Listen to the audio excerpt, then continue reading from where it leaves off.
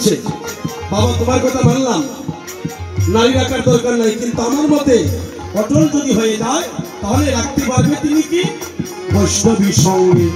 আমার পরীক্ষাতে ফেল হইলে, পরীক্ষাতে ফেল হইলে, পরীক্ষাতে ফেল হইলে, পরীক্ষাতে ফেল হইলে, এই বাবাজি পরীক্ষাতে পরীক্ষাতে তিনি পরীক্ষাতে ফেল হইলে 84তে হয় গমন, হয় গমন, ভগতে হয় হইলে বিনাশ, খবর হইলে বিনাশ।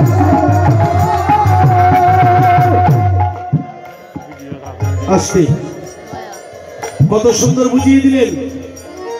স্বরূপ এই মনটা দিয়েছে, এই জন্য মাইজে রাখা যায়।